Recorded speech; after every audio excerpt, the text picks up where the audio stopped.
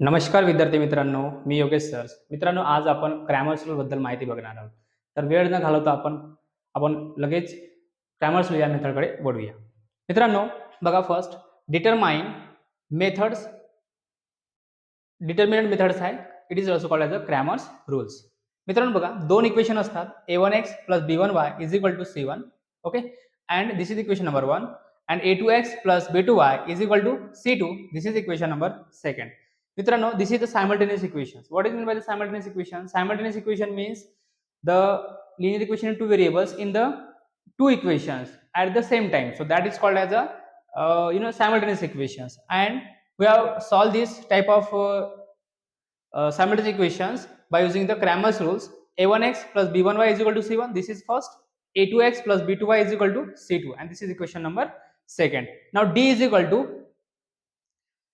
इथं बघा मित्रांनो, x चा कोएफिशियंट घ्यायचं a1 a2 and now d मध्ये y चा कोएफिशियंट घ्यायचं b1 आणि b2. या दोघांचं cross multiplication by using the determinants a1 into b2 minus b1 into a2. Now dx is equal to what? c1 by c2. c1 c2 घ्यायचं constant terms आणि त्याच्यानंतर b1 आणि b2 म्हणजेच coefficient of y is equal to c1 is multiplied by b2 minus b1 is multiplied by c2. Okay, by solve these determinants. Now dy is equal to, इथं बघा मित्रांनो, x चा coefficient a1 a2 घ्यायचं a1 a2 and now constant term is equal to a1 into c2 minus c1 into a2. Now next, so therefore by the Cramer's rules, x is equal to dx by d and y is equal to dy by d. Okay, so therefore जो मित्रांनो बघा x आणि y ची value find out करता तो इथे लिहून घ्यायचं. Okay, is the solution. मित्रांनो, हा क्वेश्चन तुम्हाला 3 मार्क्स साठी इम्पॉर्टंट आहे. ठीक आहे, तर अशा प्रकारे हा जो क्वेश्चन आहे हा जनरली आपण this is the general methods to find this type of equations. Okay, नाव तर बघा मित्रांनो, याची एक्झाम्पल बघूया आपण. नेक्स्ट आहे examples. Solve the following simultaneous equation using the Cramer's rules. If 5x plus 3y is equal to minus 11, 2x plus 4y is equal to minus 10. 5x plus 3y is equal to minus 11. This is the first, and 2x plus 4y is equal to minus 10. And this is equation number 2. D is equal to, मित्रांनो बघा, D ची value कसं घ्यायचं?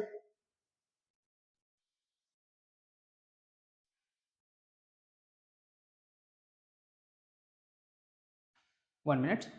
D is equal to 5 3 2 4. 5 3 2 4. देखो मित्रों, या फिर 5 into 4 minus 3 into 2. So 5 4s are 20 minus 3 2s are 6, and 20 minus 6 is equal to 40. So dx is equal to constant terms and then coefficient of y.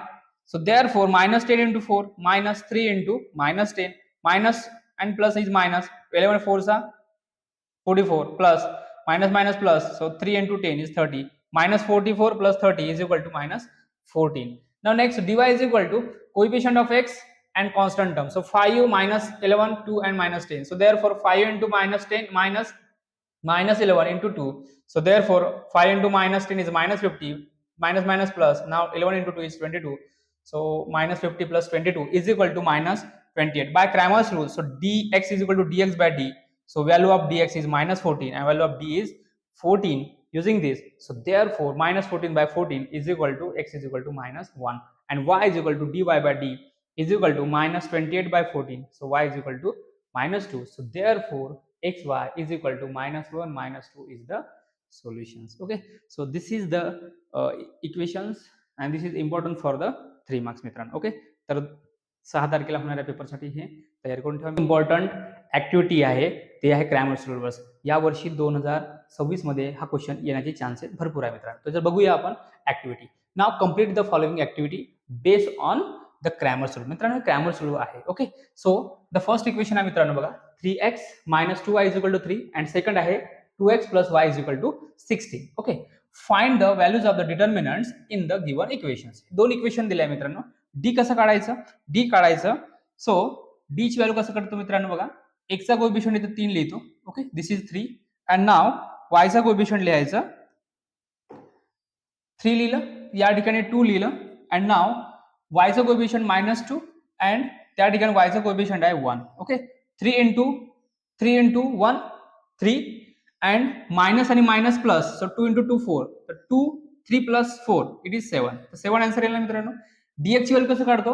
dx मध्ये एक्सचं coefficient सोडून देतो, constant term पहिले लिहितो. Constant term आहे 3 आणि 16. Okay.